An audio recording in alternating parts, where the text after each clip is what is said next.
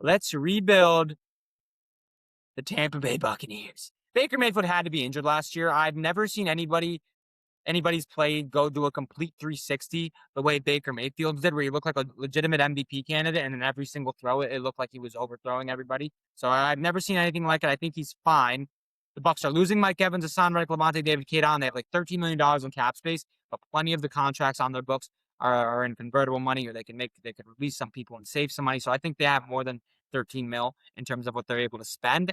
Their biggest holes are edge rusher, corner, and maybe a little bit on the interior of the defensive line, but I wouldn't look too much into it. But they are losing Logan Hall. All of these guys, Mike Evans, Hassan Reddick, Lamont David, Kate and Logan Hall, significant starters.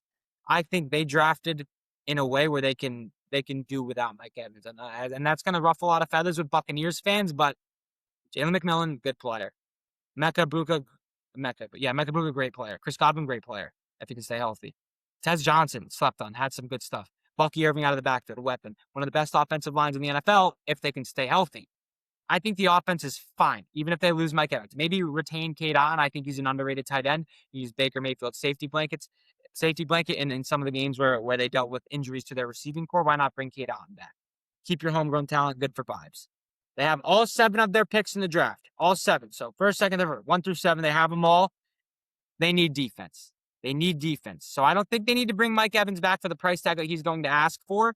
And you have good depth at the receiving positions where you can live to fight another year with the receivers you had, Bucky Irving, a real weapon, like I said. The biggest holes are on the edge. They should be attacking Odafe Owe. They should be attacking Jalen Phillips, maybe even Trey Hendrickson if they feel so inclined. They are losing Jamel Dean. That guy's one of the most underrated corners in the league. They should trust in their development. Benjamin Morrison locked up Marvin Harrison. He was a great corner in college. Trust Benjamin Morrison. And then at 15 or 16, or they're in that range, 14 to 16. I don't remember exactly. Mansour Delane, Jamal McCoy, Keldrick Folk, Peter Woods, Cassius Howell, Akeem Messidor. They should have their pick of that second-tier edge rusher. Pick them. Or if Jamal McCoy and Mansour Delane falls there, take your corner or take your favorite of the second tier of edge rushers between Cassius Howell, Messidor, Jamal McCoy, or even if you want to talk interior defensive line, you can throw Peter Woods, Kaden McDonald in there as well. So they should have their pick of the second round. We're looking at guys like D'Angelo Ponce or Anthony Hill Jr., the off-ball linebacker from Texas, because they're going to need to fill that Lavonte David role. Jacob Rodriguez, C.J. Allen maybe. I doubt he falls that far. Christian Miller, the defensive lineman from Georgia. Like, there's guys in the second round. It's a very deep defensive draft class where that bodes well for Tampa Bay because they have holes on the defensive side of the ball that they need addressing. Offensively, I think they're in a great spot. They're in a fantastic spot. One of the best offensive lines in the league when healthy.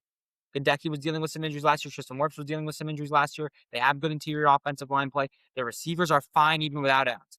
Godwin, McMillan, Abuka, Tez, that's fine. Bucky in the backfield, that's fine. Bring back Kate on, or maybe if they want to get real greedy offensively, the Oregon tight end at 15 would be fucking ballsy. But either way, I think the Bucs are going to be just fine. I still believe in Baker Mayfield. He had to have been dealing with an injury in the second half of last year and fighting through it. No way he just went from being really, really good for 3 straight seasons or 2.5 seasons to just sucking absolute cock. I don't think that's true. So I liked where the Bucs are at. Sure up the defensive side of the ball. Some if they don't want to break the bank on Odafe Owe and they want to trust their draft process and whatever edge rusher they take in the first round or second round even, some guys they can pick that are going to be some guys that they can extend for 3 years on a cheaper deal, like AJ Epinesa, Yuta Gross-Matos, etc. Like there are guys, or bring back Hassan Reddick for a 1-year deal. Maybe even Leonard Floyd for a 1-year deal. Like there are guys they can address the edge rusher position with in shorter contracts, and they don't have to break the bank for Odafe Owe, but I think they should. I think anybody that needs edge rush help should go after Odafe Owe and Jalen Phillips.